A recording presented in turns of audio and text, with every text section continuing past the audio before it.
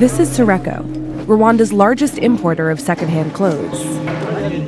Workers here sort through 400 tons a day of t-shirts and pants from American and European NGOs and repackage them for sale. This is from Canada, Quebec, Clippers, 21, the city that never sleeps. They may not look like much, but these shirts have sparked a trade war between one of the world's poorest countries and its richest. Rwanda. We have to grow our economies. We have to grow and establish our industries. In 2016, as part of an effort to encourage domestic industry, President Paul Kagame and several other East African leaders decided to raise the tariff on these hand-me-downs from 20 cents to $2.50. Africa does not need to be a dumping ground for second-hand anything. The Trump administration started taxing Rwandan exports to the U.S. in May to retaliate.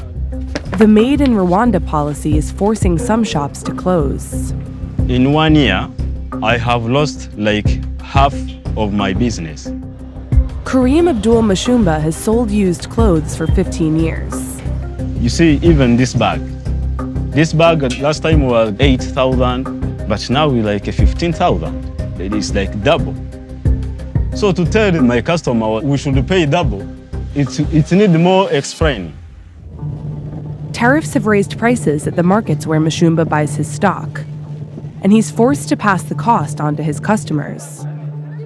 In the past, we used to come and we buy like 50 pairs, shirts. But today you can come, then you buy like 3 pairs, or sometimes you don't get anything. So the customer, they don't come. They don't come. That is the challenge that we have. More than 20,000 Rwandans who work in the industry could lose their jobs if these policies don't change. Kagame promises that long-term gains will outweigh today's losses. We're really, really fortunate that the government supports so strongly Made in Rwanda that there's so many incentives to help us build this industry. So it actually is very encouraging for businesses like ours. This is called an imigongo. Pierre Natayomba was born in Canada, but returned to her parents' home country to take over a local high-fashion business. These are traditional like milk jugs. These baskets are all hand-woven baskets.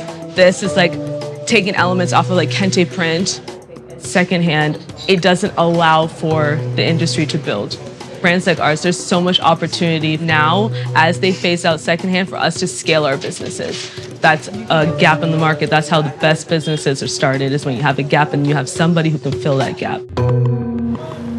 But Pierre's store isn't filling the gap for affordable clothes. According to a 2017 analysis, 40% of Rwandans can only afford used ones. Attention! Other producers benefiting from Made in Rwanda are only making clothes for export and aren't Rwandan at all.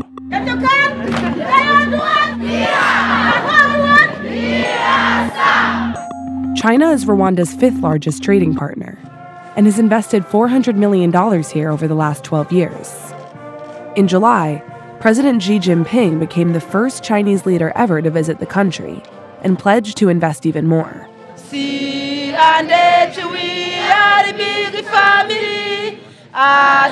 It means Chinese companies like C&H, which opened its first exports-focused factory here in 2015, are well positioned to take advantage of the Made in Rwanda tax break.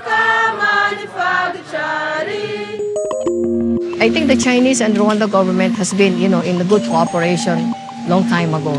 You go from here, you see. Malu Jantalano is its general manager. Okay. Without the government, C&H is not there. Later on, we're going to have another project that will house 3,000.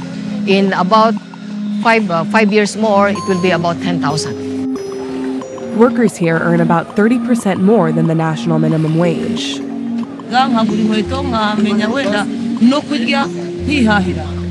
biturutse ku bashinwa urumva nabo n'ababyeyi banje bandi ba kabiri Imana yampaze